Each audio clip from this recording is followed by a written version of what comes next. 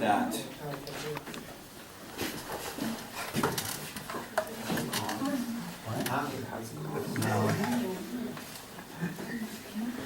We need to show the video right now? No, we're gonna do that after the break. Don't worry. Okay. Go for it.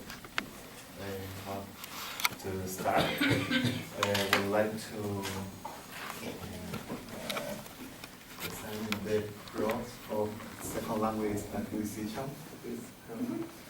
Yeah, actually, of course, we are going to be English teachers, so we are focused more in Chile, which is our reality right now.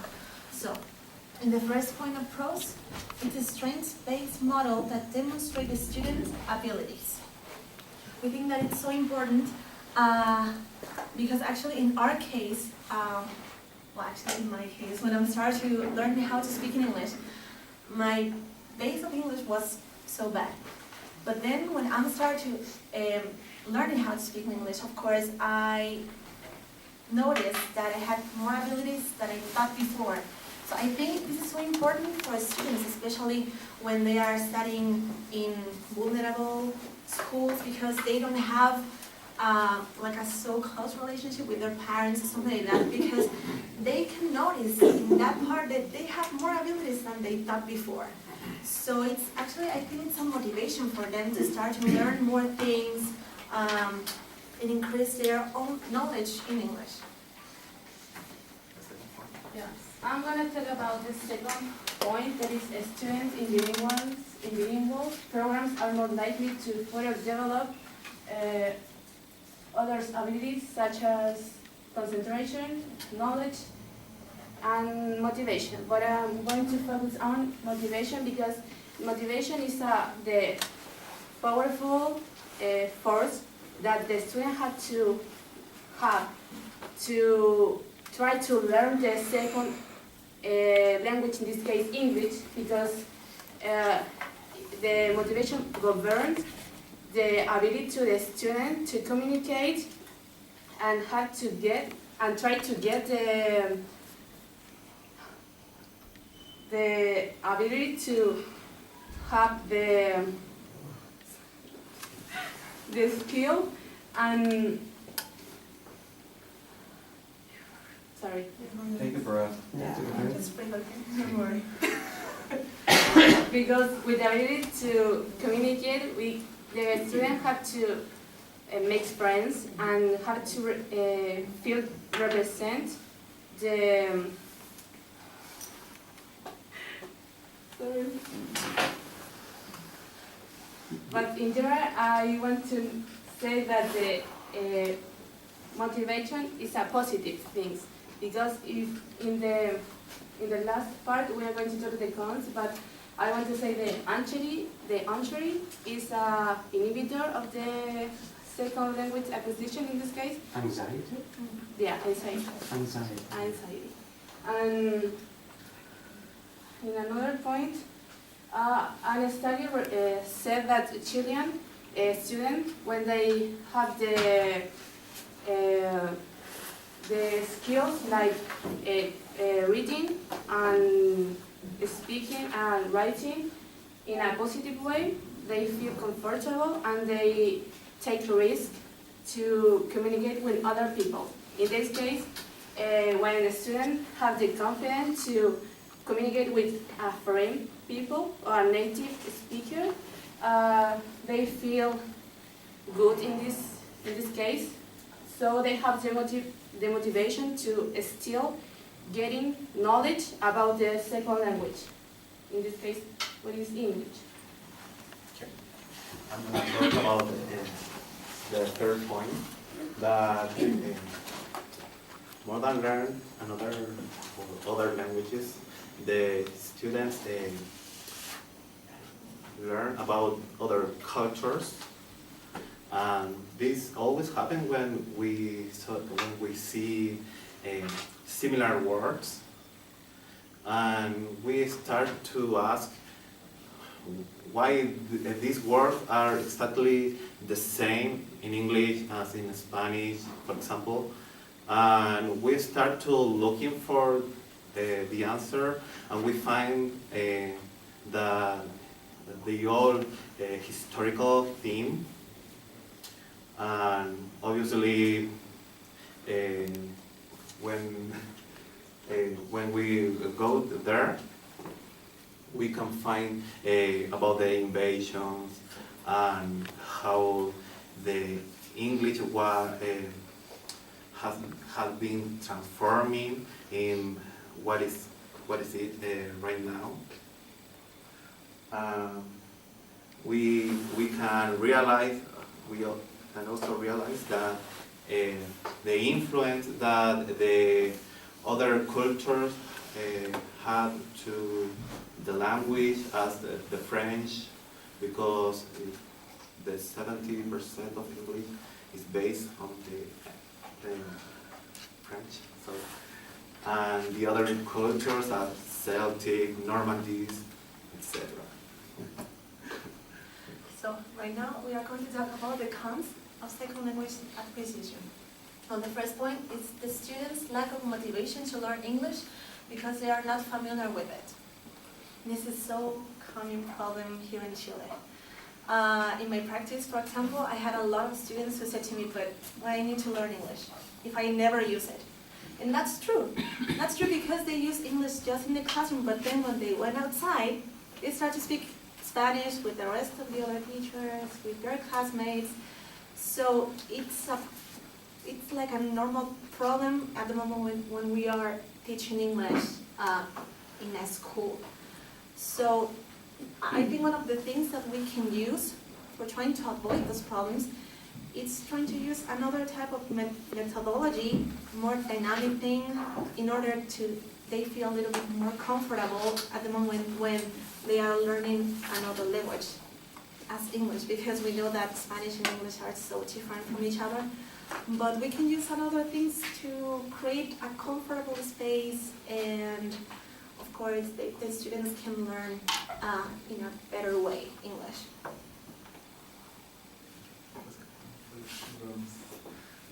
The second point on cons is negative attitude toward the language and English culture. And I can say that when little children, in this case, start learning English, they get confused about the culture, about their own culture and the English culture, because they have the problem of to don't understand the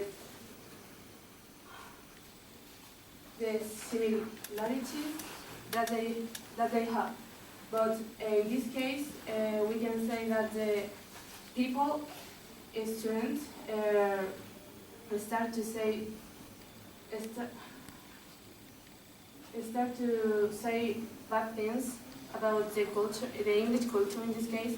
They don't care what we think about the culture, and we as a teacher, we like and prefer, in my case, I prefer the culture in English culture in this case, because I think Chilean culture have serious problem and we have to change some little things.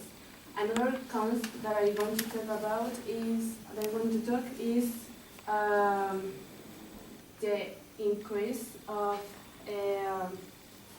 the increased work for the parent, because we, in this case, parents have to be in an active way with the student to get the knowledge. Because if I am in the school and I learn something in the classroom, but I don't practice in my house with my parent in this case, the student going to lose the knowledge that they get before in the classroom.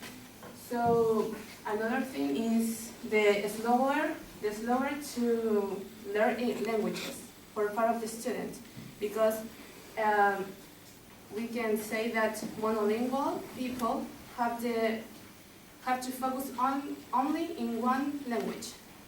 But when you try to get another language, you have to divide your time to be perseverant, to have motivation, to get another knowledge.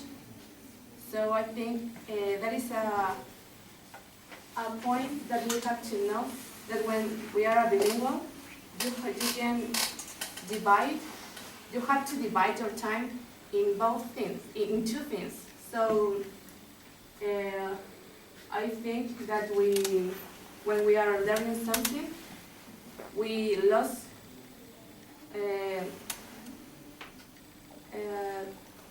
we own things, because when we are learning vocabulary, we get more knowledge, but we may forgetting some word in Spanish.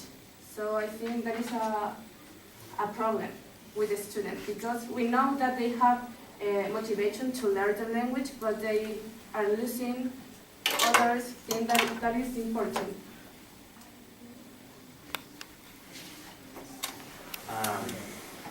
The third point, that most of the English teachers don't speak English in their classes, and this is what happens in our country.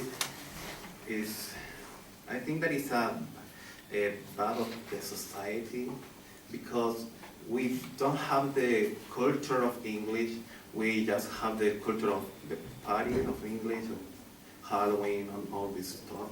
But we don't have well, it is supposed that this country wants to be a bilingual country, but in the reality, students don't pay attention when you start to talk in English a lot, or they just see at you and start to wondering what does it say. And that's the problem, because we cannot make our classes, our entire classes in English in the schools, because students don't gonna understand anything. And when they understand things, sometimes, as Rosa said, in the house they distract with other things, and they forget everything that they learn in class, because the parents, mostly of the time, or almost all the time, parents don't pay attention to what his kid do in the house. And now we're gonna talk about some terms. So also known as a bridge language, is used to make communication possible between people who do not share a native language or dialect. Actually, it's so useful. For example, in my case, I am in a group in which we are people from different countries, and we use English sometimes or speak to each other. For example, I have a friend from Italy, and she doesn't speak Spanish. So we use English to communicate. So this is so useful, as I said before, in a way to communicate with another people from another cultures and another languages. So it's all helpful. And the second point is English as a foreign language, refers to teaching the English language to students with different first languages. We can say that our students are a Spanish speaker, so they have to learn English. But I don't know, different countries have different first language. Like Chinese people have, they speak Chinese, but when they learn English, they put their that weird noises that they do when they speak. So I think that is a challenge when you try to talk or to learn other languages, because the German people have the German and they learn English, they do the same thing that Korean or Japanese people, they put the noises that they do in the first language. For Englishes, it refers to how other cultures adopt the English based in their own language. Here we have the Spanglish. It's very often, obviously, in this country. And in other parts, there is the Japanese. It's some dialect. You start to talk in the mother language, but you put an English word or try to fit that word in the context of your mother language. And here we have English as an international language, refers to an English language as a global means of communication in numerous dialects. Well, we have these 3 points before, and they are used in a normal situations, like in a communication with some people, with your friends. But actually, this one, you use this for a serious aspects, for example, in business or economy, something like that. But the rest are like, you can use it in a normal situations when you speak with a group of people, something like that. But it's like more specific for some specific vocabulary. That's it? Okay, good. All right, we have 10 minutes for questions, comments. I have a